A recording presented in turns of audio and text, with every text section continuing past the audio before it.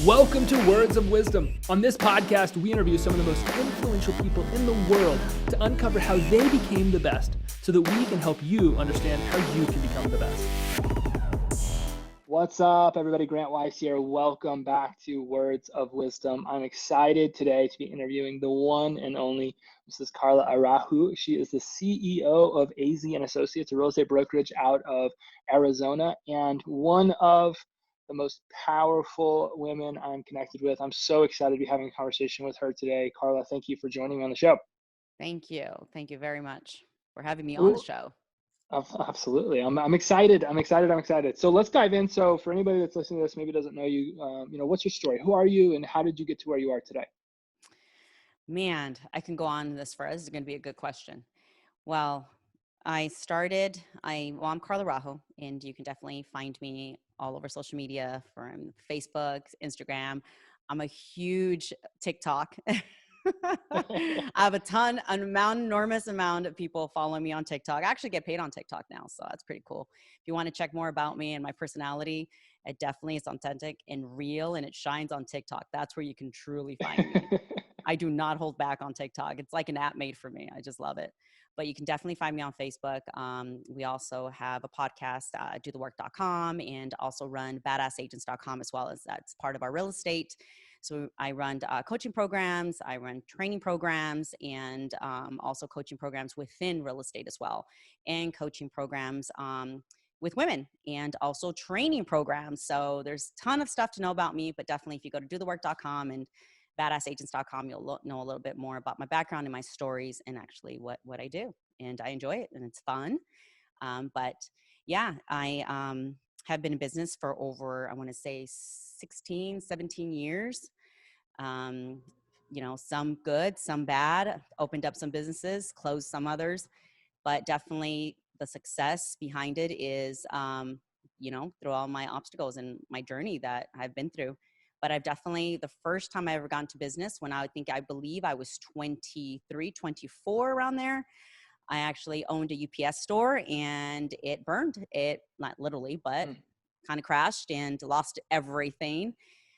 Started going into the real estate business and found myself as, your typical agent trying to make it here and there, and your buyer's agent, and that failed. And I was like, I don't think I'm meant for real estate, but I did keep my license. And because I did find out something about myself throughout this journey is that I'm a phenomenal business owner. I just didn't have the bells and whistles and all the systems and programs to actually, go further into business. So yeah, definitely some walls were there put up because thinking, was I good enough? And then I went through depression and anxiety, which, by the way, I've had all my life.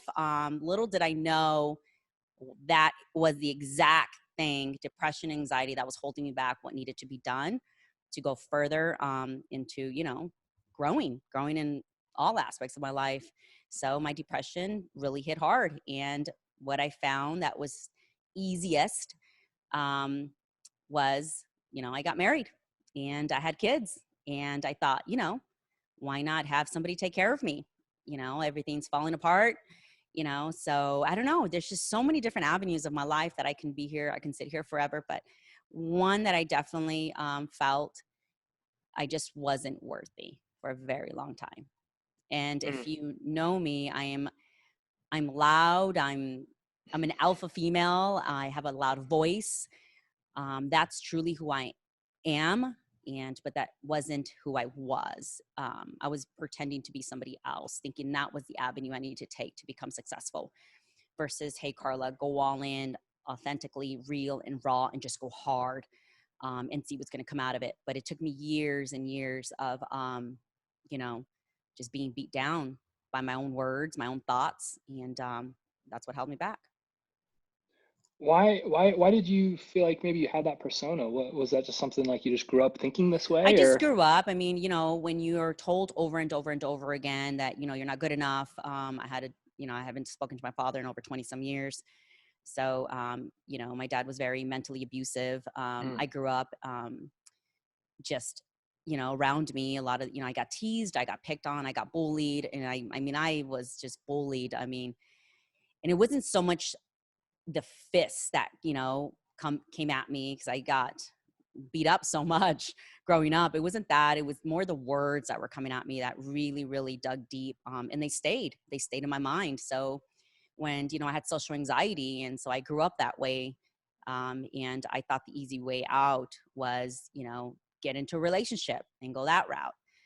So, and even when I did have the UPS store and I was his business owner, I acted like if I was working for my husband still, because even then I couldn't step up to, the person I knew that I was, and I just wasn't good enough. That's how I grew up. And I kept fighting because I knew that wasn't me. So I had choices, and, my back was against the wall, and it was either all going to burn down or I was going to, start hunting like the man, is what I say. So I did exactly that. So I believe during that time, my marriage was falling apart as well. So I kind of thought, there's so many, like I said, there's so many different avenues I can go. I'm just trying to make it, nice and sweet and really quick, because I can be here for hours talking about my life. But like I said, you want to know my whole life, it's on dothework.com. It's from there, from the beginning to the end. But no, my marriage was falling apart. It had nothing to do with my actual marriage. It had to do with me. I was just holding back. I felt like I was depriving myself. I was just dug deep into my stories that I started, that I believed so much about myself that I was not worthy of anything. Tell me about this process of getting out of that. So I hear that anxiety and depression and this kind of false identity were some of the biggest hurdles that you had. What was the process? What steps did you take? What did you do to kind of like wake up and just take accountability for that? Or like, can you walk me through what that was like? So one of the major things that what I do when I also coach women, because I would coach to this process early on. So I thought this was just a phenomenal formula that a lot of us don't want to, I guess, mix, and it's a great formula, and nobody wants to even get involved in it because it's so painful. That someone said, when you're at the bottom of the pit, instead of crawling your way out to the top and continue running, stay at the bottom of the pit and start to talk to yourself and start to go even deeper than that. And when you find yourself so deep, those stories will start to rise. And my stories went all the way down to the age of 3. So when I started basically talking to that little girl from the age of 3 and taking it slow, and I started to realize that who I thought I was, I'm not that person. I am not. I was, believing that's who I was because at the age of 3 is what people told me. So I started tearing off the labels off myself, and I just stopped crawling to the top instead of taking my time emotionally, mentally to get to the top. And when I got there, it just became easy because there was no more labels on me. There was no more stories. There was nothing. So I feel like I became untouchable almost. So, and one of the major things that when I started to rise, my business started to rise because I no longer had walls and stories that I wasn't capable of doing X, Y, and Z. I just went hard. And I just remember it was, I don't know what year it was, but it was specifically when I started staying there at that bottom of the pit of depression and anxiety, when somebody had told me, just stay there. Don't come up, just stay there. Because every single time I felt depressed and anxious and all these things, like I wasn't allowed to own up to it. I wasn't allowed to own it. I'm going through depression. I'm going through anxiety. It was just like, no, I'm not. No, I'm not. I can do 1,000 things, but I would only burn. So was constantly burning throughout life and never able to go over that hump, only because I was so worn out mentally. And no, I allowed myself to stay there and start picking off those labels and start digging deeper and deeper and deeper. And it probably took me back to the age of 3. And it was hard. It was hard because I didn't want to go so deep. And I felt like when I just started to discover myself more, I felt everyone around me knew that as well. But no, I started owning up to it and I started telling my story, not to family and friends. The cure was to tell it to strangers, not to family and friends. Family and friends will hold you and tell you everything's okay. They'll ask you questions, where was I? They'll ask you questions, X, Y, and Z, like I give a shit, like you give a shit. get over it. The people I actually started telling were, I got behind the camera, I got my phone, and I also do on the side, I'm going to jump off subject a little bit. On the side, I do a lot of bodybuilding and I do a lot of fitness. So Mm-hmm. when I was in high school and I used to get picked on, I just went into the high school gym and I started learning how to deadlift and do pull-ups. And I just started gaining mass. And I was just like this, little boyish figure kind of girl, And so when I get angry, people go and eat. I get angry, I go and lift heavy shit. That's what I Yeah. do. And I had a problem with, and if you can see my hands, my knuckles are all busted up and my fingers are, my middle finger's broken because I used to have the habit of punching walls. So I had all this anger, but I've never had anger laying my hands on someone else. I would allow them to lay their hands on me and I would hold back because I knew if I ever put my hand on someone, I would break your nose. That's how angry I was. So I would just punch walls and take my anger to the gym, which that turned into passion. So, but it started there and I don't know, it's just, that's kind of where it went. And then one day I came out of the gym and I said, enough is enough and I'm tired of this shit. And I grabbed my camera, I went live and I told my story to the world. And I said, I have anxiety, I have social anxiety, I have depression. I started crying and then I just started cussing up a storm and the video's still out there. It's still out there. It's a massive video now. Because, you get negative comments and you get positive comments. More than anything, I got nothing but positive feedback telling me, oh my gosh, Yeah. I go through the same thing. How did you go through that? You're a competitor. You're always on stage. How did you become an IFBB pro? All these things were coming at me. I'm like, well, when I was on stage becoming, on stage with the best of the best, I was freaking medicated because I would smile and you can see my face. I was just trying to live in that moment because anger got me to the point of like, tell me I can't. Watch Mm-hmm. me. And so every time as I was getting older, that was another thing about me. The moment people would say, you can't, I would go hard. Mm-hmm. But then I would go home and hide and then to come back even more angry. So I just walked around like an angry machine. Not to say that it was bad or good. That anger got me here to this point. But I definitely this was years ago. I burned a lot of bridges. I lost a lot of friends, a lot of family. I basically didn't give a shit anymore. It was just like, I'm going to go hard and I'm not going to stop until I get what I want. And that's me. I was lost and I found her. And then I had to go back and forgive myself for being such an asshole. And a lot of me changed. What I did was I went back and I started coaching women. And I started because I never want someone to go through what I went through. Mm-hmm. It is not good. It is not pretty. There's other ways to take it. But when someone asks, they'll all ask me, how do you get to this point? I'm like, because I'm fucking pissed. And when you're pissed, you go hard. You can't whistle around, then you're not going to get shit done. Get angry. Did someone at one point in your life told you you can't? Then go hard. Are you going to whistle your way through life? That shit don't fly like that. You're not going to get very far whistling through Mm-hmm. life. Mm-hmm. Get there and then enjoy it. But one thing that I go back and coach is get there with passion. Don't get there angry like I did because it is not pretty. But one thing that I'm telling you that definitely changed my life is when I stayed in that pit. That's where it goes. Stay in that pit. Was this for you just like a point in life where you were like, I think that we all get to this point where a future is so, attractive. Like we have a compelling future that we're really drawn towards, so we're gonna move towards it. Or our reality is so like, I've had enough. I can't do this anymore. I'm not gonna do this anymore. Like, was there a moment for you where you had that switch that flipped and you just pulled out the phone, or like, I'm not gonna take this anymore. Like, I'm changing. That day that I walked out of the gym. Is that what you're saying? Yeah, yeah. No, that was the day. That was the day. I never looked Because back. like up to that point, I'm sure that there was probably still this insecurity, maybe this perception, maybe this people are telling me this and I am this. Like there's these different identities Right. we're But living through. one of the reasons why I did what I did that day was because I knew once I took that one harsh step, I can't look back. Yeah. Nothing good was going to come out of that video. Nothing good was going to come out of that video.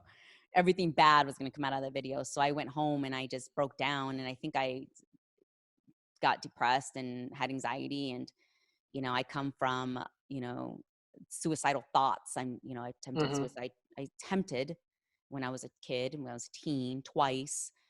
So of course that crossed my mind, like, you know, and so I still go through these crazy moments. They're never going to go away. That's just who I am. But I actually now talk about them. But that day I went home and I was like, what the did I do? Nothing is going to come good. Like, what did I do? Next thing you know, I'm looking at my phone and the views are growing. The comments are growing. It went out there massive. So can't take it back now. And it was also the best thing that ever happened to me, only because I grew thick skin, extremely thick skin. So when I started creating other social platforms, social media platforms within my business on a personal level, I was like, well, screw it. I can't go back now. Let's tell it all. Let's talk about abuse. Let's talk about all these other things that have happened. Let's talk about the bullying. Let's talk about the fake personality that I had, the voice that I had. If you go back and watch my videos, you will hear my voice, and my guys, my social media guys that take care of all that stuff, all the social media, they laugh at those videos because they're like, Carla, that doesn't even sound like you. I'm like, it's not. I used to talk with this voice that just wasn't my voice, because I thought maybe that's the way women should talk and that's the way the business is going to grow. I don't want anyone to think I'm too harsh, but then if I'm too harsh, you know, I'm this bitch. And, you know, so that's why my UPS store, my first business, failed, because I allowed every customer to walk all over me, my employees to walk all over me, because it was like, shit, like everybody's offended, not by what I would say, how I would say it, the tone of my voice, until I was like, screw this shit. No one's going to pay my bills. Like it's crazy. So I just couldn't go back. Now, one thing I've learned was, when I went to the top, nobody was going to pull me down. But I also learned that I went to the top with anger. And that's what I'm saying. Like, I burnt, but it didn't bring me down. It just made me realize, all right, now you're here. Control yourself. Figure this shit out. How can you use that power in a positive light? I'm like, that's right. I How forgot. how can you? What's the difference between growing to the top with anger and then growing to the top with passion? Walk me through that. Like, how can I get Because up to there and me, do some good? the reason I did it, it was a reason why, when you have to, this is my story, when I was at the bottom of that pit, and I thought to myself, and I am a huge faith, my faith is huge. Mm-hmm. And because I believe, since a very, like, God has been my everything since I was a kid. He's been my only friend. He's been everything to me. And when I was at the bottom of the pit, I just remember talking to him, and I was like, you want me here? I'm here. Take me. And I think that year I even got baptized. I was like, I'm done. I surrender. I'm going to cry. Mm. I've got goosebumps over here. It's a good And I story. was just like, that's it. I'm done. I just want out. But no, I stayed there and I talked to her. And as a 3-year-old, it was like, hey, whatever's happening right now, things are going to get better. And I believe that my whole life has happened for a reason and a purpose behind it. And I found my purpose down there. And when I got to the top, it was like, oh, I'm going to go and grab on to at least one woman that can change her life, to that complete Mm. stranger. And that's kind of where it all went from there. And I made that live video, and just things started going from that point. So when I told myself, I just will take just one, if I can just bring a different light into her life. And that one came in, and it was just gave me the understanding that I have a purpose in life and I can change lives. And my voice, what my voice was given to me for a reason. My stories, my past was given to me for a reason. They weren't done to me. They were done for me, so I can go on and take on someone else's life and bring a different perspective to them. I'm no angel, but I believe I was being used to become strong, and I could have stayed at the bottom of the pit, pity me, and be a victim of the story, or I can rise to the top and take on a ton of souls with me. And that's exactly what I did. And I found purpose. So, versus before, it was all business. It was business, business, business. And no longer it was a business anymore. Like, this is personal. This is personal. And in the way it's going to grow on that end of it, I put business to the back burner, because I was like, this is not going to grow. I have to grow as a person, as an individual, and just continue helping other individuals that are going through what I'm going through, so they can rise to the top. My business is going to be fine. And I don't know, something in me, I'm, it's like, I heard this once, like, you're not, you have all the faith in the world when the lights are on, and you know what's going to happen, and you're good. but somehow your faith starts to question when it's dark and you don't know where that light switch is on. You don't know where you're at going in the dark. And all of a sudden you take those baby steps because you're afraid to bump into that wall. I just started running in the dark, basically. And I was like, I'm going hard, and whatever happens to me, because I'm down at this pit telling God, that's it. I'm done. Take me. Like I'm done. And so somehow when I crawled my ass to the top, I saw the light, and I saw a completely different view of like, hey, it's no longer business. It's no longer, you know, the fakeness, the who you are. That's no longer, leave her down there. You've talked to her, just leave her down there. And I became a completely different person. And it's not a different person. It was who I really, really was. It was who I really was. And I'm so thankful for that, because I lost so many people in my life. And I'm so thankful that I lost them, because they weren't meant to be in my life. And it opened up the opportunity, and, you know, it's just like this big door for other humans to come into my life and say, hey, Carla, what did you do different? Stay at the bottom of the pit and start digging deep, because the person you think you are, that's not who you are. I love it. How do you, as somebody that, you know, is at the top today, because I have a ton of respect for you and the business you built. I feel like you've done phenomenal, and you are continuing to just really grow and expand. What I also know is that depression and anxiety and stress and those types of things, they don't just go away.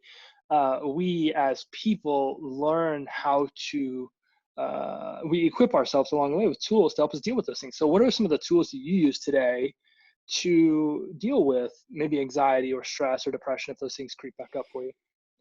I embrace it, and I own it, and I no longer apologize by being an asshole or a bitch. I don't give a shit.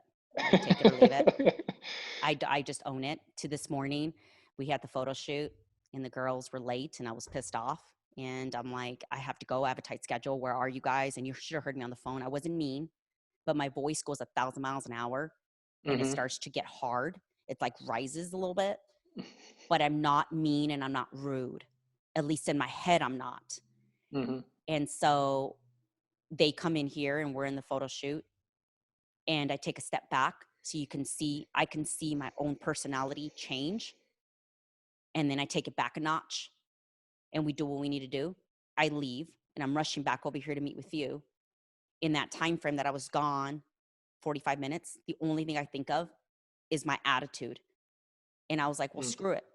I told them 10:15. They showed up at 10:30. You know, this is my time. This is my staff. This is my studio. Show up. Yeah. So that's the way I thought. Now, the old person, that's boss thinking. Show up. That's boss thinking. Leave it alone. Walk away, Carla. Deal with this shit. The old Carla would have picked up the phone, would have apologized, would have asked, do you guys want Starbucks? Do you want lunch? I'm so sorry. And I would have made all these calls and wasted 30 minutes of my fucking life trying to please people. At the end of the day, I said 10:15. It's my time. You're wasting my time. You're wasting my staff time. I got things to do. The old Carla would have backed up and delayed her whole entire schedule and would have been stressed out more than I already am, because I'm thinking to myself, I have to do a photo shoot. I have to be on this podcast. And then I have to be on one next week. And then so all these things are going to my mind. I'm like, oh my gosh. And I'm sweating because I still go through that anxiety. I woke up with anxiety this morning. I have an event tomorrow that we have 100 people that have RSVP'd, and we're like, how are we going to, I'm like thinking to myself, oh my gosh, I'm going to have to be entertaining. I'm going to have to talk. And tomorrow hasn't even come, you know? And one thing that I've learned, you know, through my Bible studies is don't worry about tomorrow. Tomorrow has its own worries. And I have to tell myself that over and over and over and over. And then, so every time I feel like I've overextended myself with that anxious and madness, it's like, well, that's who I am. Get over it. That's who I am. And then so I talk to myself. So I've learned to step out of my own body and tell that Carla, hey, it's okay. Don't apologize. You're powerful. Leave it at that. A lot of people would really buy into the idea that, hey, you know, perception matters, that being this radically truthful and transparent can affect you, you know, maybe even negatively. Like, what do you say to that? You know, how has radical truth and transparency helped you from a business standpoint? Explain that to me more. Explain that to me. So talking about, like, you had a photo shoot with some people, I think they were on a Yeah. podcast for you and all those types of things. And what I'm saying is, like, if I'm going to be just truthful and transparent and honest, yo, like I said 10:15, you didn't show up. What the, like, I got stuff Yeah. to do. Like, Yeah. I'm just being, and you said, like, I don't care. Like, I'm just going to be me. I'm going to be authentically me. And Yeah. if you don't like it, piss off, like, whatever. Yeah. Some people would maybe do what old Carla did, which was, okay, I'm just going to be nice. I'm going to get you Starbucks. I'm going to coddle you. I'm going to do all these sorts of things. Yeah. And new Carla's saying, like, no, motherfucker, like, I said this, it means this. Don't mess with me. Like, Yeah. so how has that transformed your business? Because, like, I see how maybe with your old business being like that, as you said, it just burned everything to the ground. And now, like, taking the reins and owning everything and just being yourself, just being authentically yourself. How has that changed the way that you're able to grow your business? I run at a faster speed. I definitely run at a faster speed. I get things done. It's easier to get like my schedule done. It's to meet my goals. I mean, every time, you write something down, you're like, I'm going to get this done, and it never gets done. You have to actually think other things that are being stopped. You're stopping in your tracks by getting shit done. So me running at a fast speed, it's just, I'm getting shit done. I'm not holding or delaying or backing things up. So it's like when I say 10:15, my day starts at 4 a.m. and it doesn't end until I decide it ends, until I'm done with the day. So when people ask me what time do you go to bed, there is no time that I go to bed. It's just when I'm done with my day, period. And so in order to get that done you have to think that, have that mindset of like, I'm out, I'm done, move on. So you don't stop in your track. And before, it was Carla, the old Carla used to, when employees were late or they called in, and like, oh, okay, don't worry about it. Let me stop my day and the things that I got going on to go open up the store, to go, when I still in the UPS store, they would just run my day. Now it's like, I'm writing you up. This is not going to happen. Like, I'm just strict. I'm strict. And this, people don't know me like that, but they don't know what I've been through. And I've also been in business for over 17 years. And I say this on podcasts. I say this all the time. I'm not allowing anyone to walk all over me. I'm not, because I've gotten to this point in a certain manner, and I'm going to continue that because it's extremely successful. So I'm not being that, it's okay, don't worry about it. It's like, I mean, shit, can you imagine? I wouldn't. There's this, when we did a grand opening, we walked everybody through the building, and the guys ended up catching me in this moment. You'll see this video, and I'm holding these big scissors, and I'm going to cut the ribbon. So AZ's giving this big speech on the grand opening, and I'm right behind him. And I have this look on my face. Like, I look pissed. There's no smiling. There's none of that. I'm just holding these big scissors. Like, I'm going to freaking just cut his beard off, and it's just a crazy look. It's just crazy look. You should see how many messages and shit I got on that look. And within minutes later, he was done with the speech, I think. Then I started laughing and smiling, and I go and cut the ribbon. So somebody has sent me this photo, and they zoomed in on my face, and it looked angry. And that's the kind of shit I used to go through all the time. Like, look at your face. I'm like, first and foremost, would you want me to prance around like a little princess? Oh, we're grand opening.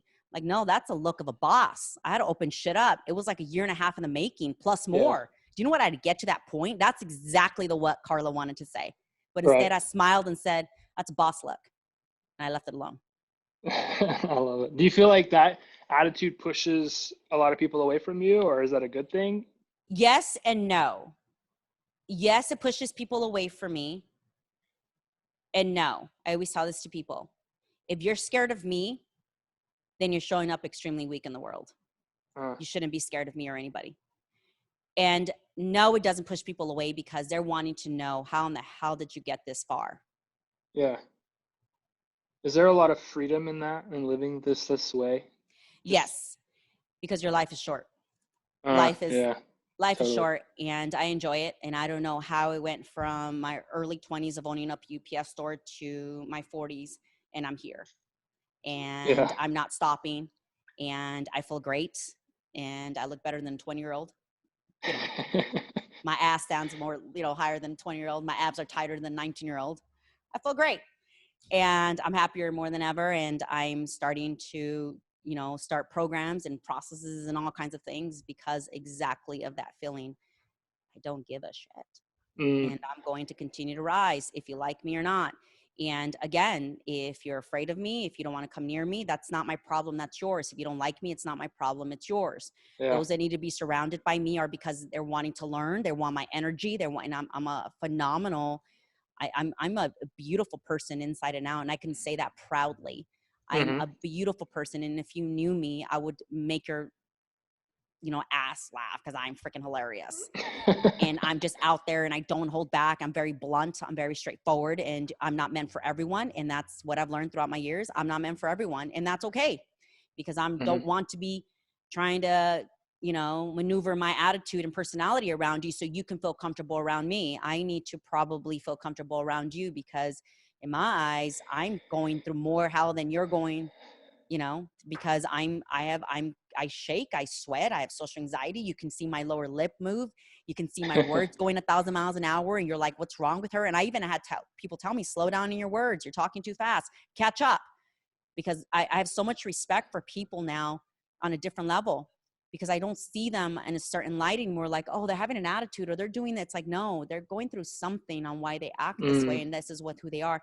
By learning more about me, made me appreciate other women and men in a completely different light, because I learned so much about myself that I no longer like look at people when they're rude to me or there's certain ways. It's just like, when you love yourself more and you learn more about yourself, you don't see the person like that anymore. I've Before, grown I to thought realize, everything was against me. Nothing's yeah, against me. I've grown to realize that,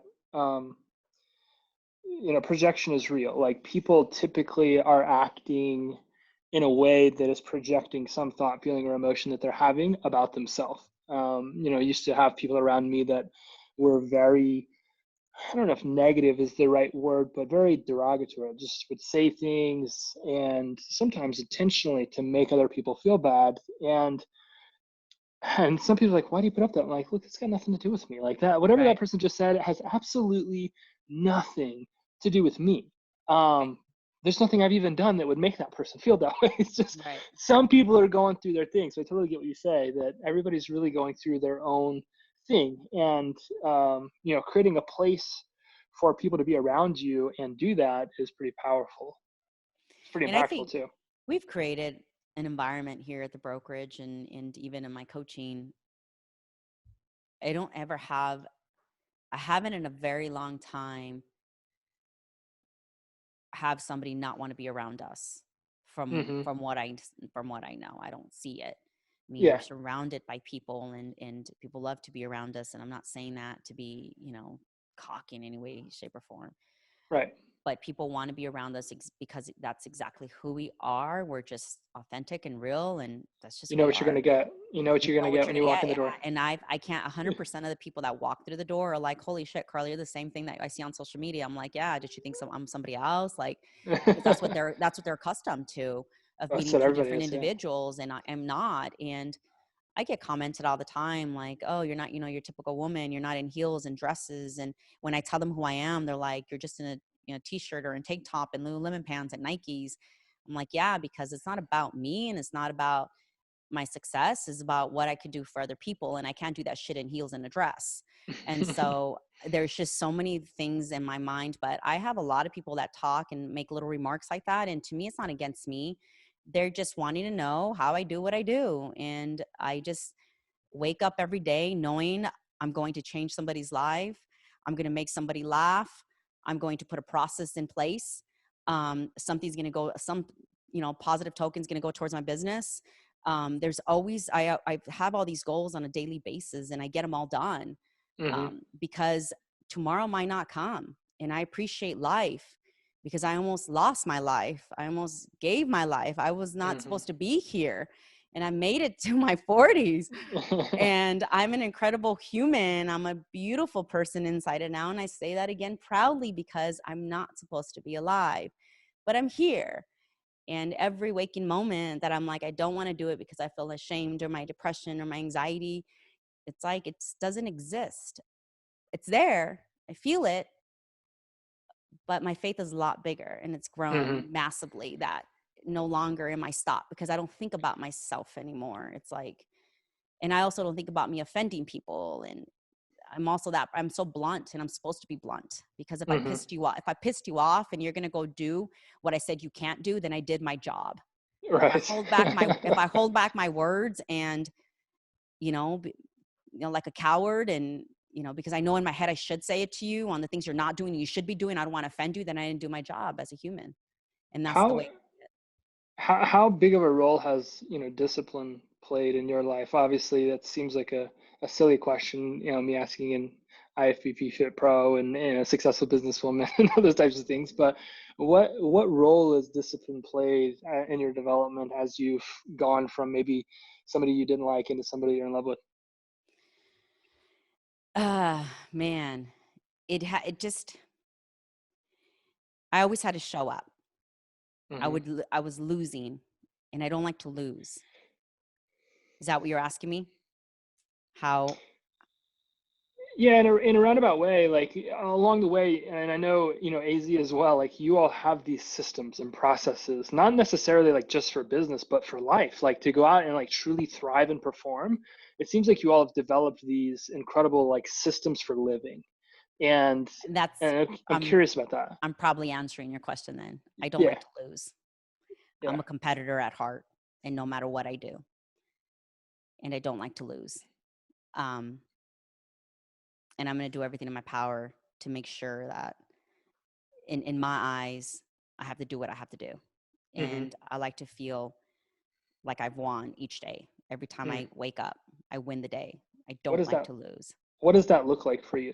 Like how do you go about winning the day? Like what does that look like? Waking up every day at 4 a.m, working out, starting my classes that I train, a group of like 10 women. I have classes every hour from like 6 in the morning, and then at 8 in the morning, and then again at night, and then coming here to business and not just working. I don't like to be the worker bee. I have to come up with some type of process. And just yesterday, Z and I came up with a 30-day challenge that we're bringing to our brokerage. So we're always constantly masterminding, and it has to take, like, it has to go with it. It's not just masterminding and putting things on paper. It actually has to happen. Hmm. So I've disciplined myself to understand that, again, if it's a goal, it's a goal that I need to reach. It's not a goal that's just written on paper. Hmm. I'd like to win the day. So every day that I wake up, it's like, okay, what's next? It's not like, let me just continue doing everything over and over and over repetitively. It's like, no, what is today going to bring? And so I need to sit there, like, that to me is winning the day, when I'm moving Hmm. towards something that is going to happen for my business and for my health. What am I Hmm. going to do towards today? I'm going to win today. When I work out, I don't just work out to work out. I work out to sweat. I work out to like freaking vomit. I work out to throw myself on the floor and be like, holy crap, my body hurts. Let me go hard. I don't work out for just my health. I work out for my mental. I'm Hmm. pissed. I'm pissed. And then I walk away from the gym and be like, okay, I'm good. I put all my anger there, and I go on and I win the day. I I don't got like to lose. I got Eric Thomas in the back of my mind as you've been talking, just this whole like I'm pissed off for greatness type attitude. Like this is one of my favorites. I don't like to lose. Yep. I'm just, I'm there, and I'm there for a reason. I'm not just there to have a great heart, and great lungs. I don't get I don't get on Stairmasters. I don't get on treadmills. I do. I mean, if I need to, but that's because I'm happy and I need, endorphins or whatever. I mean, I want to run, Yeah. but I'm pissed. I'm pissed. What? And I think my greatest thinking comes when I lift weight. Yeah. So, I get super creative when I'm mentally exhausted for some yeah, reason. I don't know why that is, but if I nope. go kill myself for an hour, Yeah. like something comes from it. I don't, Yep. not all the time, but something, typically some problem gets solved or some idea gets created. Why do you think other people don't live like that? Why do you think that people just seem to kind of be coasting or maybe even like not awake? I train a lot of women that way. They just kind of come in, and I like that. They just, they come in just whistling away, and I'm in their face and I'm yelling. I'm like, get angry. And I know you can lift this shit, when there's like no weights on the machine or something. I'm like, I know you can lift this shit.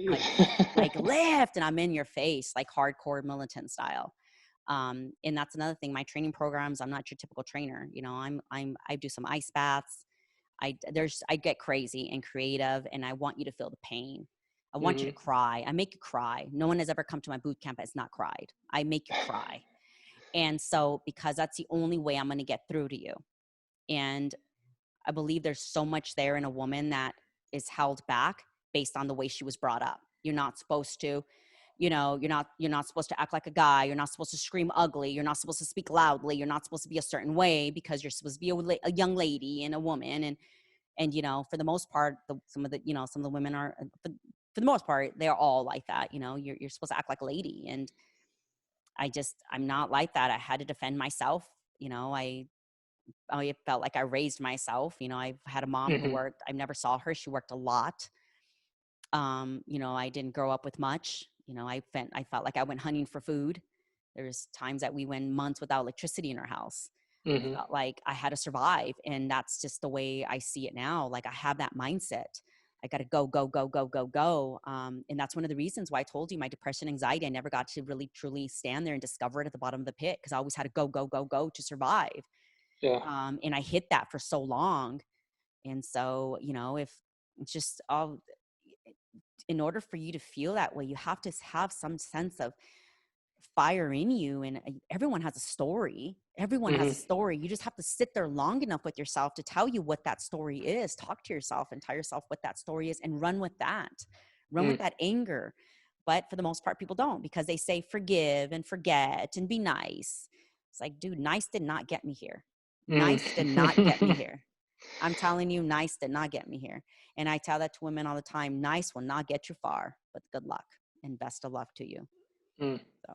Why do you think that people are so open through that pain? Like, what is it, do you feel like opens people up mentally when you get through with like a painful experience, or you're trying to provoke this pain and angst in somebody? Like, why do you think that we respond to that?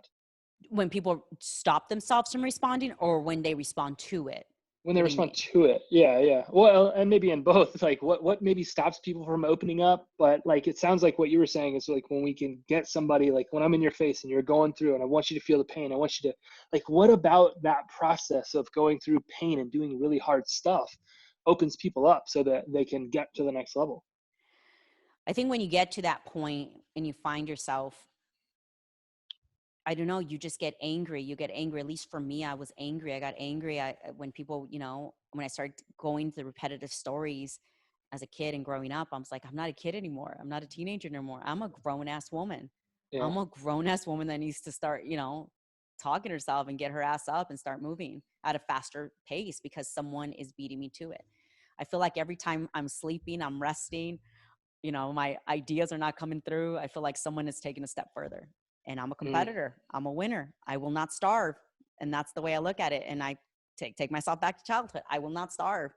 I will survive. And I have a brother who's 5 years older than me, and I took care of him.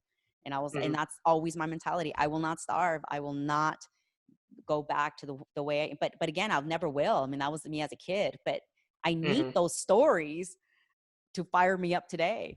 I need those stories, or I'll forget where I came from.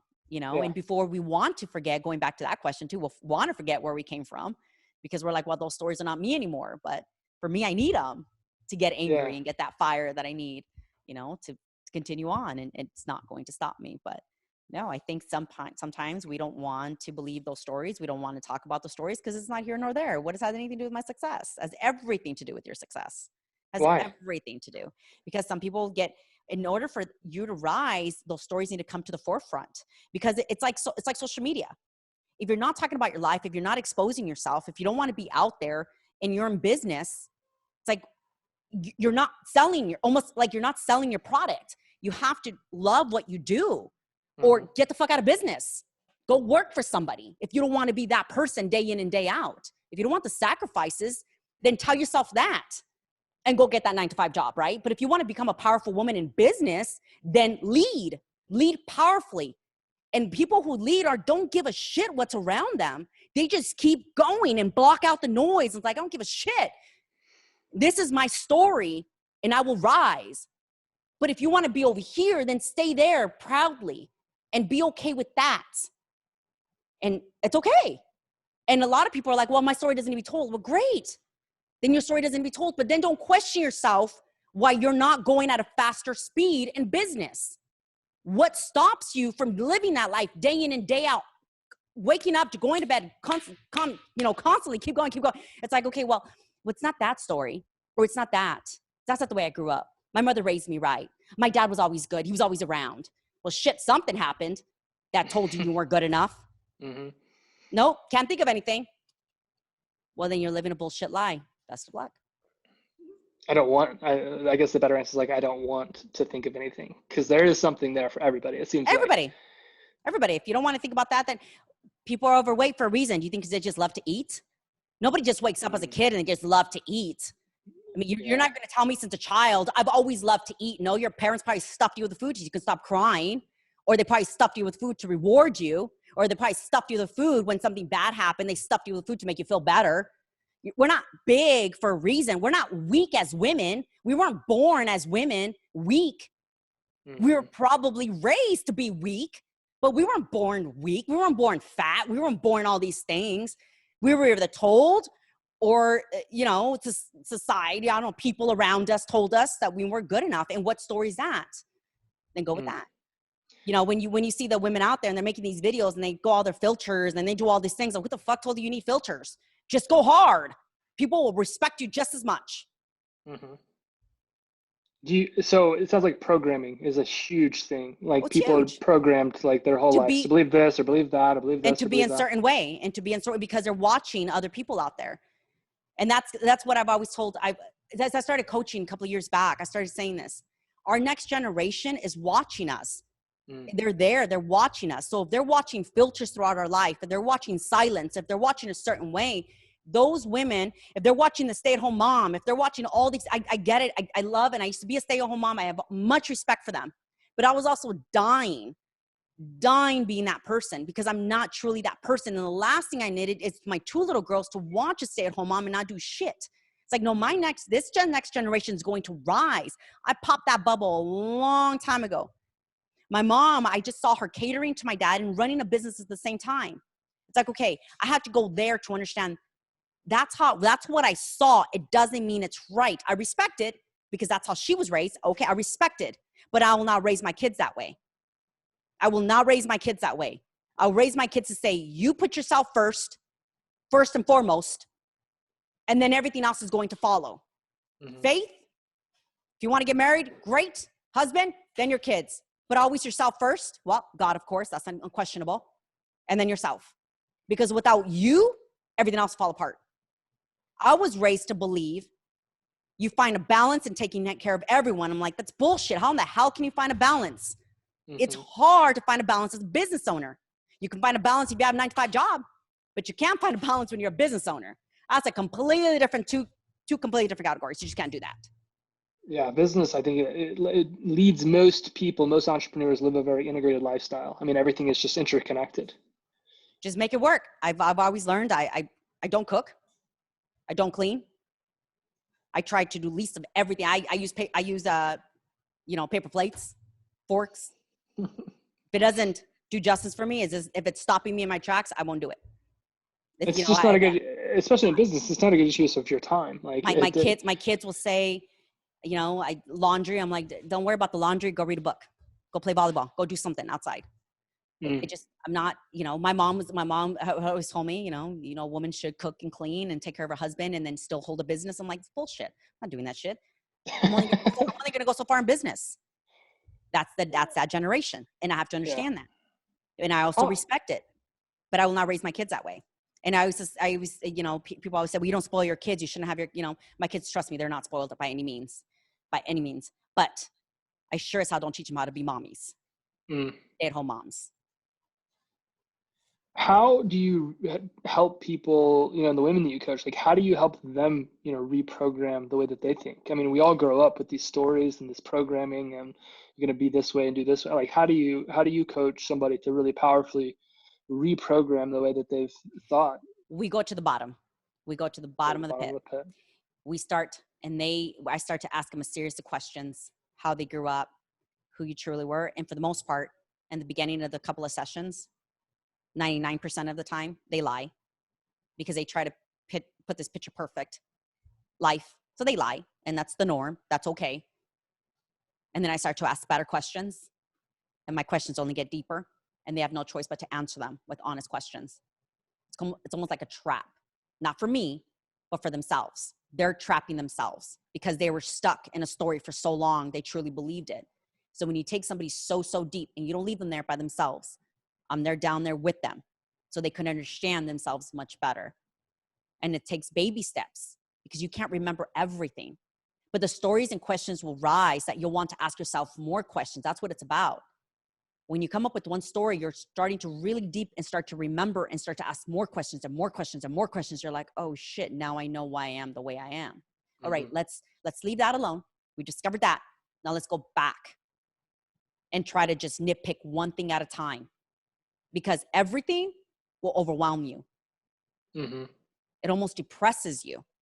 So let's go to the bottom. And now that we discovered that, let's go back to the bottom and start asking one little question. Who do you want to become? One question. Who do you want to become? And for the most part, women say they want to be successful. They want to be powerful. They don't want to give a shit. They want to say all these phrases. They get angry because they start to realize that's not who I am. This is who I want to become, but this is who I am. And they get angry and they start to rise on their own. I'm just sitting back and I'm getting them pissed. And I've done my job. Do you feel like there is this process that's got to take place after? I mean, it's really difficult when you've been raised this one way and then you go through a transformative experience, like maybe you have with one of your coaching clients. But like, what about the after? What happens when you go back home and maybe the husband's still the same, or your family starts to question you? Like, how do you deeply root change so that you can go off and achieve all you want to be? You go back confident. You go back knowing that who you want to become is going to take steps and is to be consistent. You can't go back and forth with, maybe I should be this person because life was easier this way. Or I'm going to continue taking the steps on who I need to become because I want to be this person. And make it consistent no matter what comes my way. And eventually the people will start drawing closer to you, respecting you. And some of those will start drawing away from you and start looking at you like you're a completely different person. So you really have to go home and understanding that you have to make a choice. So your choice is stay where you're at or rise to the top. And rising to the top is not pretty. It's not easy. That's why not many people are there. It's not easy. It's by any means, is it anywhere happiness, because you start to discover yourself on a deeper level and you're unhappy that it's easier to go back. But if you just keep going, you know that that's where you're meant to be because it feels too good to stop. And that's what it felt like for me. It just felt too good to stop. And the more I kept going, the person I was just seemed so far that I can't even reach her anymore. And I haven't even touched the person that I know that I can be. And there's so many steps that I got to take to get there. And we're forever growing. And that's the most beautiful part. And the scariest part is that we continue learning more and more about ourselves. But people refuse to do that because it's too scary that people just stay exactly where they're at. It's just easier. You fly by. Does having a good husband-wife partner make it easier, harder? How It's hard. It's extremely hard. It's extremely hard. I've been married for over, I think 22 years. And it's extremely hard just because I'm completely a different person today than I was yesterday. I'm constantly growing and I'm constantly doing things. And I have a very strong personality. I don't sugarcoat stuff and I don't try to make my husband happy. And that was one of the major things in our marriage and what almost caused our divorce is my authentic self came out after so many years. And I've known him since I was like 19 years old. So I changed tremendously over the years. And I still held back in my 20s and in my 30s even.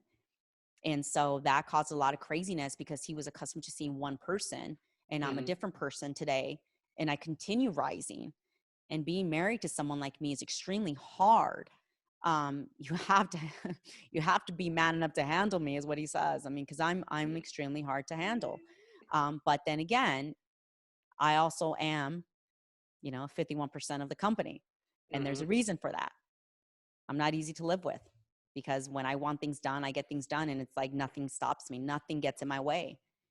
And sometimes he's just like, hey, go ahead and start your drive, take the wheel, I'm going to move, because you're going to knock me over, but I know you're going to get us to where we need to be.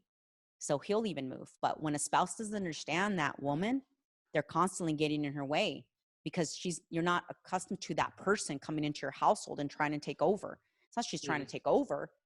You're just not accustomed to who she is trying to become and who she truly is. You're just accustomed to seeing this person. And if you're in a marriage and you're not understanding that you both are growing, one's going to be left behind. And that person needs to make a choice, leave or stay. But if you stay, own up to where you're going to be. And if you leave, understand that that's going to be ugly until it gets really pretty, because you're going to see yourself in a bitter light, and you were meant to be in the marriage. And one of the things we do in our coaching is exactly that. We're not trying to save your marriage. We're just trying to give you a different perspective, and you make the choice. Do you want to be in this marriage? And for the most part, some don't. They're like, no, I don't want to be here, and if you look at the statistics right now, women are rising, and they're the reason for the divorce, because we're fed up and we're done. We're done with weak ass men. We're done. Either you rise with us or move aside. It's plain and simple. How do you get to where you want to go? I mean, success, I don't believe, is an event. It doesn't just happen. And by the way, if you're married, no offense to you. I'm sure you have a wonderful marriage. And your wife is beautiful, I'm sure. So please don't take anything in my word. I was very transparent coming to this marriage. Like, I want to grow. I'm going to grow every day, and I'm going to continually evolve. And she will sometimes randomly walk in, and this is I don't do this all the time, but every like 3 to 6 months, I'll just be looking in the mirror and be like, "You're dead to me. Like, I don't want to be with you anymore." And I'll be talking to myself, like, "I'm fed up with you. Like, like, you're dead. Like, it's over." Like, I can constantly, I don't remember who I was 3 months ago. Like, I'm always growing, just like you said. And I want to say this. I've coached stay-at-home moms before. And this is a really sad thing for stay-at-home moms. They enjoy being stay-at-home. They love it. That's all they know. And you never want to take that story away from the stay-at-home mom. So when I coach the women, I'm like, what do you want? Like, what do you want? Like, who do you want to be? And they're like, well, I love my children. I want to stay at home. I want to be here. I want to care for my family. I want to make sure I don't miss, anything that my children have going on. I want to be home for my husband. And they cater to their husbands. They cater to their children. And that's all they know. When you try to take a stay-at-home mom into a completely different world and life, like, it's wrong. I'm going to tell you why. Because if she's telling you, this is all I know and this is what I love, but it feels like I should be doing more, we need to go to, like, what does more mean to you? Like, what does more mean to you? If you have nothing behind it to back that more up, like, what does more mean to you? For the most part, they can't tell you what more really means because they don't know. One of the hardest questions I asked in my coaching is, who do you want to become? Was one of the hardest things for them. They didn't know. The beautiful part about stay-at-home moms, and I love coaching them, is this thing, is that they have to own up to loving to be a stay-at-home mom. A lot of them felt guilt of being a stay-at-home mom because their husbands were hunting and bringing home the buffalo, and they were just doing nothing but cooking it and feeding the family. They wanted to go out there and hunt too because they thought they needed to hunt with them, with their husband. I'm just kind of putting it in so many words. So they would live with this guilt. And I asked them, well, what brought you all of a sudden this guilt? If that was what you and your husband agreed on, what suddenly brought this guilt? If he's making you feel loved and home, and he wants you to stay at home and he's supporting you, and you're baking, I don't know, muffins to the school and that should be your only job. Like, what all of a sudden is bringing this to you? 100% of them, social media. Social media. These girls are doing X, Y, and Z. I'm just a stay-at-home. And then so even when I go to pick up my kids from school, you have your stay-at-home mommies and you have all the working moms over here in their vehicles, like, get the hell in the car. We got to go. You know, and the Mm-hmm. stay-at-home moms get off and they have little muffins and they wave to their kids. And I'm like, get in the car. Mom has to go. You know, so I respect those moms. But when I coach them, it's like, why can you be happy with what you've set your life up for as a stay-at-home mom? So for the most part, it's because they feel lost. They feel lost because they see themselves through social media. They see themselves like a life they should be living, because social media is showing you these powerful, outspoken women like myself. Like, man, how can I become her? I'm like, if you only knew, I went through wasn't meant to be a stay-at-home mom. I wasn't meant to be that. I played that role because I thought that's what I wanted to be, but that Mm-hmm. wasn't meant to me from the very, very beginning. But if you were meant to be from the very beginning, and that's exactly you want to be, then stay there and own up to it and be okay with cooking the buffalo your husband brings home. Own up to that and be happy. I always tell this to the group. Happy is the key. Happy is the key. Don't be like me. I'm just simply going out there and telling you my life. I wasn't happy being that person. But Mm-hmm. if you're happy, then stay there. Mm-hmm. I was not happy, but don't be anything like me. I'm just social media, but I'm also real and raw. And I'm coming back to a whole thousands of women, just grabbing them and say, hey, the key, happy. Mm. And what does that mean to you? So I wanted to So make sure I throw that out there to you, because if no, anybody I is think it's really like the important. marriage Yeah, wise, I'm not bringing any marriage down. I'm just saying exactly what I just said is what I meant to say. I got you. I got you. I want to talk about, a little bit about goals. And a second ago, we were talking about, how do you achieve goals? Like what's the process? And I've sat with AZ and I've had incredible conversations with him about goals and these types of things. And he put it to me in a way that I'll forever be grateful for. But I want to ask you, like, when you get this idea or this vision or this or that, or I want to be on stage, holding up a trophy at the end of a fitness competition, like, how do you achieve that? I know that there's the mindset of I'm going to win, but winning does have a formula in some cases. What is your formula for going out there and being successful at something? Whether it's standing on stage holding a trophy, or it's launching, you just went to your grand opening with your new building with AZ and Associates. Like, what's So that? Walk me through that process. I'm going to tell you, I'll give you a prime example in this building. 10 years ago, we set ourselves up to be exactly in this building. Mm. And what that looked like, I actually set myself up for a bigger goal than this building, by the way. So 10 years ago, when we lost, I was longer than 10 years ago, by the way. I don't even know how many years before that. When we lost the store and we went solo into our own brokerage, I knew that this time was coming. So we set ourselves up for a goal of either owning a commercial building or purchasing a 10,000 square foot building. So what does that look like? I already know, and people who, are in their 40s and 50s know that life comes at you pretty quick and the years pass you fairly like fast. Mm-hmm. I got my house when I think AZ and I bought our first house when we were 22, 20, somewhere around there. I don't know how old we were. We were fairly young. My whole life I had goals set. And what that looked like was just implementing small little steps that needed to be taken. And no matter what was in my way, I had to just take that step a little further. Even if it took a step back, I knew it was going to be like, okay, one or two I can take. It's not going to take me far to take the next step, right? But when you fall so deep down at the bottom, it's hard to get back up. Mm-hmm. So the way I looked at everything from when I was young, it was like these small little steps and goals that I can take. So even when we put ourselves here, we were planting small seeds already. And no matter what was getting in our way, the long goal was like, hey, this is what we're going to do. We need to set ourselves up slowly, no matter what fallback we have. The goal is this building. And we've had a lot of setbacks, but it didn't stop us from the goal that we originally had. And it never scared us, no matter how deep we fell. We never fell too deep where we couldn't put ourselves back on track. So the same thing goes with the Pro card. Do you think the pro card came in my 20s? It came since I was young. I knew that I always wanted to build muscle. What did that look like? By taking small little steps and learning more and more about my body and how to get to that point.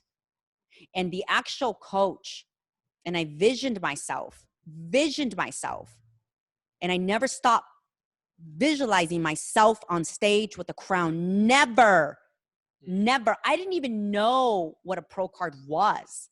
I just knew what I wanted, and was to be on stage, be crowned, and be clapped. That's all I wanted. I had no idea where this was going to take me, but I saw my vision. We had no idea where this was going to get us, but we saw our vision and we kept it there. And nothing was going to stop us to get to that point. We're going to get setbacks. That's part of life. But we weren't going to fall so deep that we can't get our asses back up. So I started learning more and more about the fitness industry on my own. Grabbed books, started reading, started doing my own plans. I went to the best of the best. I started seeing this coach in the magazine. I was like, that's the guy. I don't know how it's going to happen, but that's the guy. I kept thinking about it. I kept writing about it. Next thing you know, in my late 20s, he became my coach. The best of the best. That coach is the best in the world. But I visualized it, and I took steps to get to that point, no matter what. And we could be here for another 10 hours to tell you the steps that I took. But the major thing was I continuously visualized it and kept taking steps further and further and further. I never took a step back where it was like, let me slack a little bit. Let me let me go over here. Let me slack and drink. And it just, no, it was like, how can I get to this point? I kept learning more and more about it when this business and everything fell apart. I didn't become the victim of the failure of the business. If anything, I started learning more and more about business. I started figuring out, how can I get here? Because 10 years is going to come quick. Mm-hmm. How can I do the strategy no matter what to get to this point? I had to invest in coaches and accountants and attorneys. I had to invest to learn to become a smarter businesswoman. So I went and I surrounded myself with business people, my old bosses, mentors. I stopped surrounding myself that people did not matter. I started surrounding myself with fitness gurus, freaks, to find out more information on how to get to the top. Same thing in business. I started surrounding myself, getting relationships around me, how to get there. I started asking better questions. But I always kept myself with that vision. I'm going to get there. I'm going to get there. But I'm going to get there. But I'm going to get there. I never allowed anything to get in my way. And even if it did, I became smarter to understand it's just an emotion. It's just a moment. It shall pass. 10 years is going to come. How important is it to have a coach? Extremely. Extremely important. I've had psychiatrists. I've had counselors. I get it. I'm not criticizing them. They're just not meant for me. I love coaches because, well, they have to hold up a certain degree and they'll lose a degree if they talk to you in an honest voice. Coaches just talk to you real and raw and they don't hold anything. The coach has to be the right coach. It's not just any coach off the street, obviously.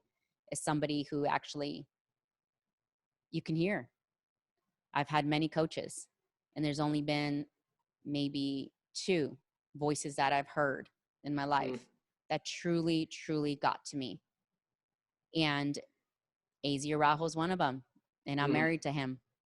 He definitely took me to a step left. He took me to another level in my life.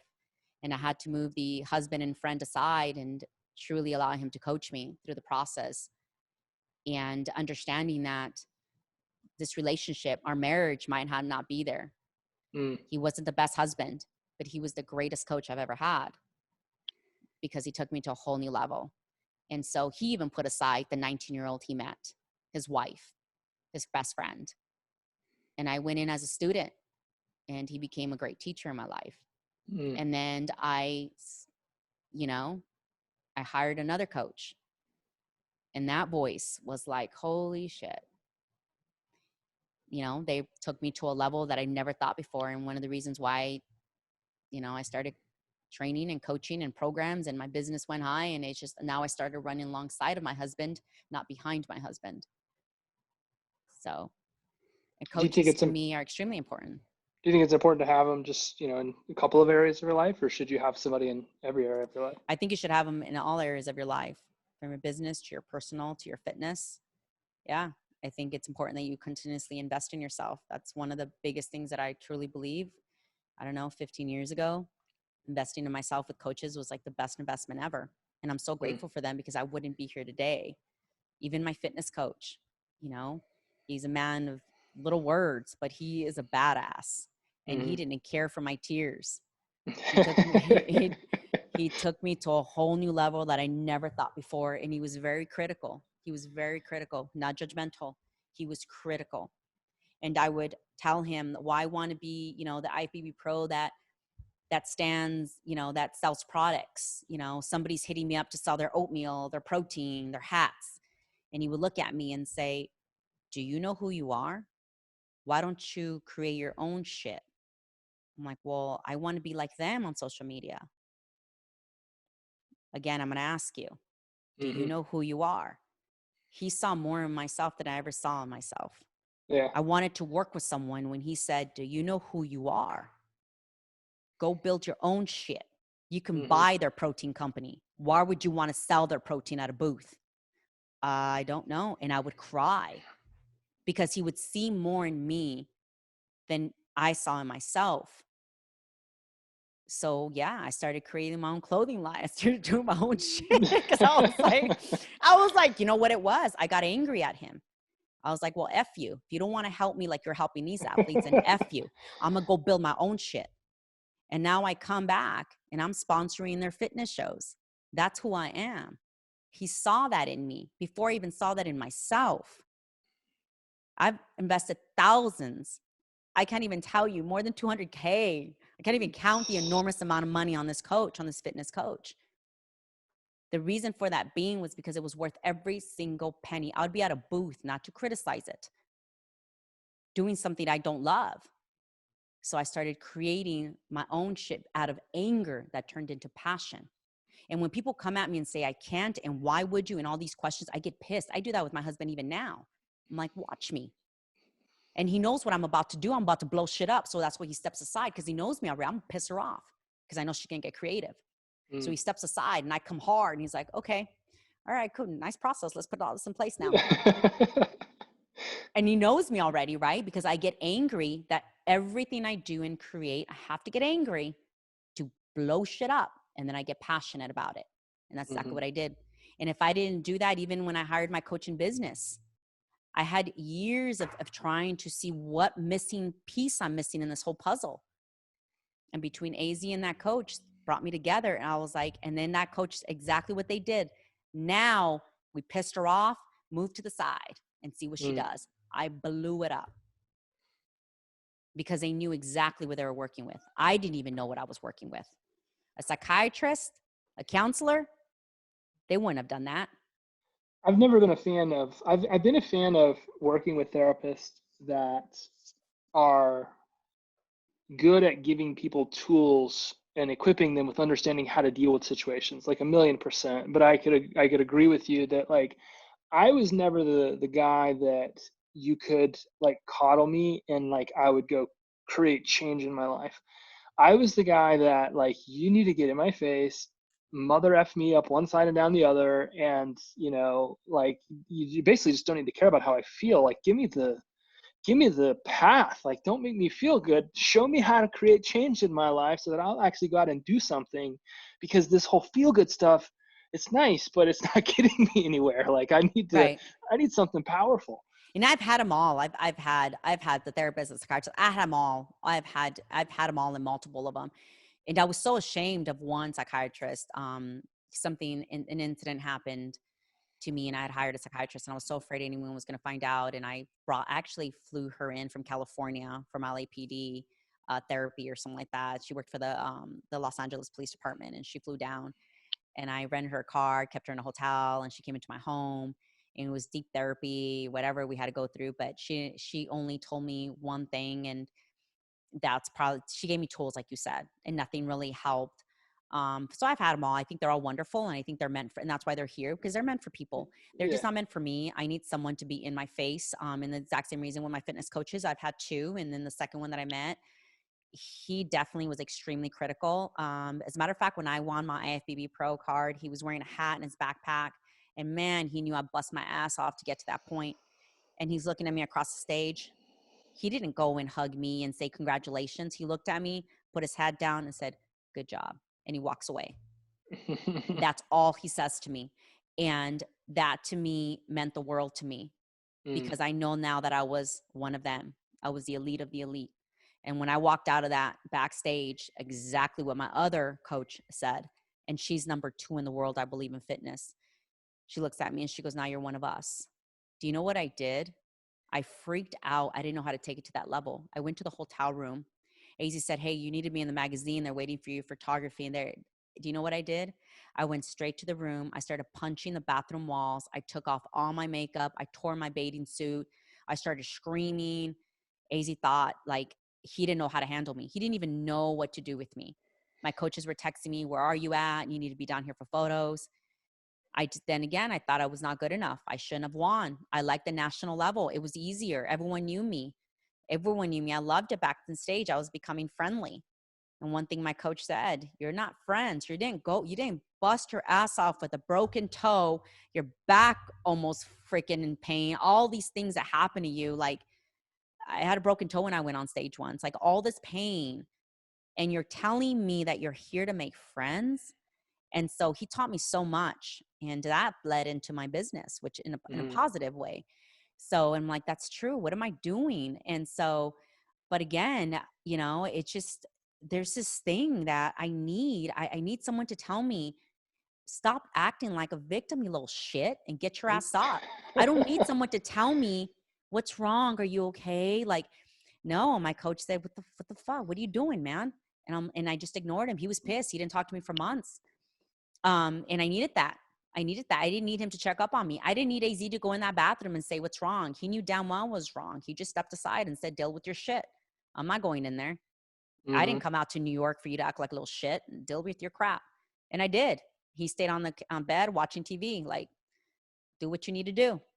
And he heard me. He heard me, and I came out and I started arguing with him, and it pissed me off even more because he wasn't arguing with me, and he's like, "You're going crazy." And he allowed me to punch him as a punching bag with my words.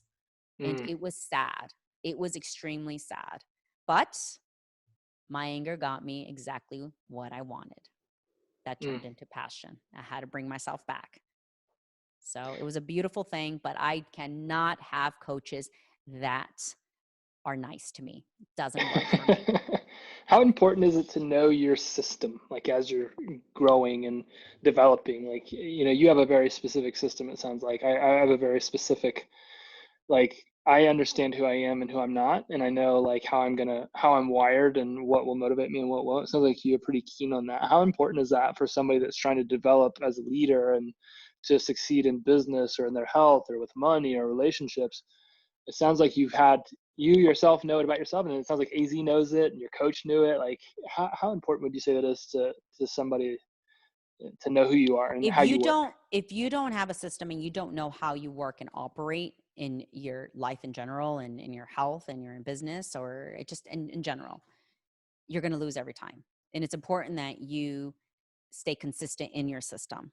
And that's basically who you are. And that's who you are. And that's what gets you to the next level. Yeah. Because if you don't understand yourself on that deep level, then you're not going to go very far. You're going to stay exactly where you're at, because you don't even know where you're at.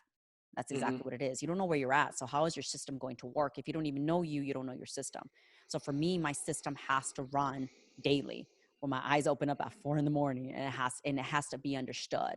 And I have to take time for myself to make sure I don't throw myself off that, because at any moment I can go left and it's like, oh shit, I just lost time, by a broken system. So if you don't know you on a deep level, you don't really truly you're not honest with yourself and who you truly are, your system is broken. So how can anything function as a system in your business or in your personal life if your system is broken? 100%. I think everybody's got an operating system, like just like a computer, just like a car. Like everybody has this way that they function, and My coach is always saying like, you just wake up, like you're asleep, like wake the hell up. Like you can't just unintentionally walk through life and expect that you're going to go places. You Every gotta, morning. It's funny when you say that. When I wake up in the morning, I don't wake up stretching. And Easy can tell you this. My whole body goes up. I'm like, good morning. And he's like, oh shit, I just got up to pee. He's like, it's 2:00 in the morning. I'm like, oh damn, it's not 4 yet? No, it's 2. I'm like, oh shit, okay, let me go back to bed. But I don't wake up with the intention of, I guess, stretching and like, it's like, because my mind has to wake up happy. And if I don't wake up happy, I wake up tired, if that makes sense. Yeah. The first thought in your mind is I'm alive. I'm like, good morning. And he'll tell you this every time, like, shit. Like, but I have to do that, because if I don't do that and I wake up, good morning. Hey, how did you sleep? That's just not how I operate. Yeah. And operate however some people meditate, some people stretch. I don't operate like that. I have to operate jumping out of bed. I have to, like, my body comes up. I'm like, good morning. And like, you really don't want it. Like, it's like you've injected coffee in my veins or something, because I wake up so happy. Because if I don't wake up that way, my system is broken already. Yeah. It doesn't start. It's not even turned on. It totally like you say that, like I wake up at 4:30 every morning and I go work out really intensely for an hour. And when I come back, my endorphins are high, like everything's kicking, and I'm in an amazing mood. Good morning. I'm really loud. I'm kind of obnoxious, and that's typically not my nature. My family is just like, shut the fuck. My wife's like, no, it's not a good morning. Like, you're being obnoxious. Like, shut up. Why you gotta be so loud? And when you do that day in and day out for years, it becomes a system. It becomes part of your system. 100%. So when I talk to women or men, and I'm like, if you just wake up and put on your clothes or take a shower and you go to work, or you wake up and you get out of bed and you drink some coffee and you do the same thing over and over, that is your system. But if it's not awakening you up, like if it's not waking you up to do what you need to do at a fast pace and meeting your goal, then your system is broken and it's too laid back. I don't like my system to be laid back. I just don't operate that way. I like to have a busy schedule, a tight schedule. I'm like this. That's how I am, and that's who I am. And so if I don't wake up that way, and I sleep in on a Sunday, and I never sleep in on a Sunday, I even wake up at 4:00 on Sunday, because then my system is broken. And I don't turn off my system on a Sunday or on a Saturday. Or if I'm late at night at a dinner and my system the next day is turned, I don't operate that way. My system is on 24 hours, 7 days a week, no matter what. And that way my system is never broken and it's never off. And the moment you turn it off because you deserve a day off, your system is broken. And so then don't ask yourself questions. What am I doing wrong? It's like, well, remember that your system, you keep turning it on and off. So you really don't have a system. You just have a system at your convenience. Oh, okay. Then that's not a system. I've definitely noticed that without question. If I, like on a Saturday or Sunday as an example, just don't go through my normal routine, like the day just doesn't flow the right way. It doesn't. Every day by 7:15, I'm ready to go. Like I'm ready to go do something somewhere. And typically that's work. But like on Saturday, Sunday, there's not a lot of like, I'm not necessarily going to work. My intention for the day is to spend time with the family, but everybody's still kind of lounging around, and I'm like, let's go. Where are we going? What's going on? We gotta move, or I'm gonna go downward for the rest of the day. I love it. Yep. This has been an incredible conversation. I've taken, away so many great and incredible insights from this. I really do appreciate you spending some time with me and helping the people that are listening to this understand just how to expand their mind, how to produce at a high level. I know that, parts of this conversation to some people may seem like they're out there or they're crazy, but like when you really get your life to this elite level, just in all areas, sometimes it's going to sound crazy, but if you listen to people like yourself, Carla, and just follow the blueprint and follow the model, which it sounds like what you're leaving behind for everybody, it's fascinating how different your life can look in 10 days, in 10 months, in 10 years. It's absolutely incredible. And I've taken away some stuff here that's really going to help me. And I know that anybody listening to this is going to do the same. So I really appreciate you doing that. The podcast is Words of Wisdom. So, play a little game here. Let's act like it's maybe your last day here on earth. What would be your parting words of wisdom? What's the one thing you want somebody to hear that they could take and go change their life with? Happiness. Find happiness, and whatever that means to you. Because tomorrow might never come. And as cliche as that sounds, I promise you, your life will come and go. And before you know it, the shit you wanted to do will never get done. I love it. I love it. I love it. Thank you so much, Carla. I appreciate it. Thank you guys for listening to the Words of Wisdom podcast. Make sure that you screenshot your listening, tag me on Instagram at @LikeGrantWise. I would love to know what your favorite part of this episode was. Rate and review, all of that stuff. Carla, what's the best place somebody could connect with you if they wanted to learn more about you? You can find me on badassagents.com. I have some websites in there, and not websites, my podcasts on there, and also dothework.com. You can also find me on Facebook at azfigure, and also on Instagram. And Love it. we have, I don't know where else. We have all kinds of other stuff out there, but you can find me. I'm not hard to find, I promise you. You could even actually Google me. Google me. There Araujo, you go. And you'll see me in all my shows out there as well. So I'm not hard to find, I promise you. We'll make sure that we link that up so that everybody can connect with you, Carla. Thanks again for being on the show. Thanks you guys for listening. I appreciate it so much. Thank you so much for having me on here. Thank you for listening to this episode of Words of Wisdom. This is a show designed to inspire you to become a better leader so that you can win in all areas of your life. Please don't forget to subscribe to the show. Please rate and review this episode on your favorite podcast platform. And don't forget, go off and share your favorite words of wisdom from today's show.